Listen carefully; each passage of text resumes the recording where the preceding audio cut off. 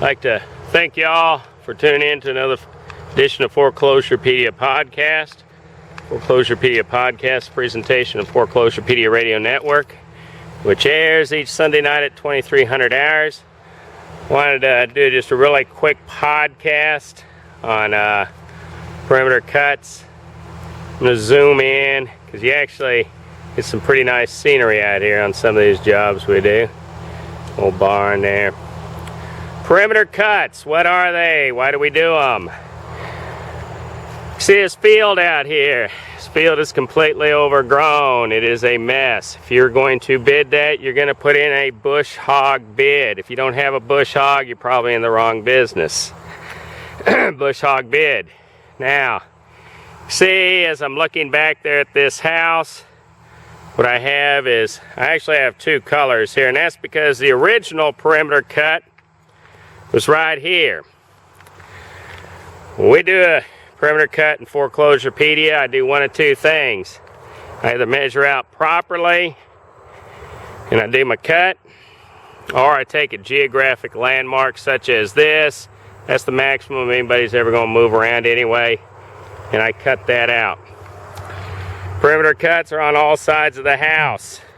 The only exception is when you are at the front of the house.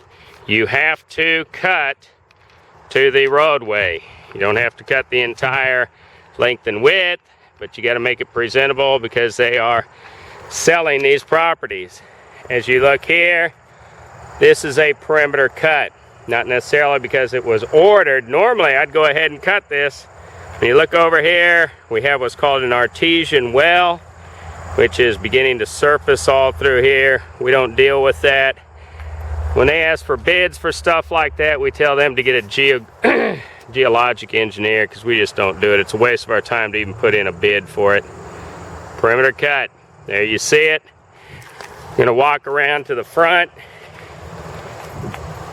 show you how we've done the perimeter cut here. While I'm on the same subject, and I'm going to do another podcast on shrubs, let's talk about shrubs for a minute.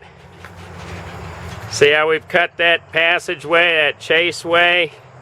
You only got to have it 12 inches to 18 inches off, depending on client. Why do we cut it that wide? We want an inspector to get in there, and we don't want to deal with the, pardon my expression, bullshit from some QC inspector trying to find something wrong somewhere.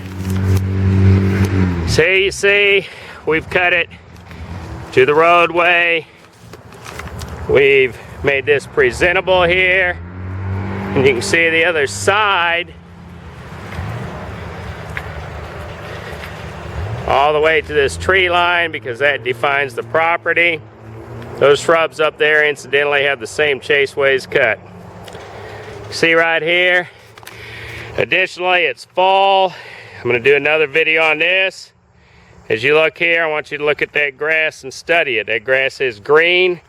That grass is freshly cut. What you do not have is you do not have a bunch of leaves.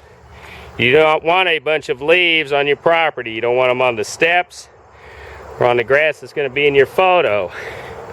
So come over here.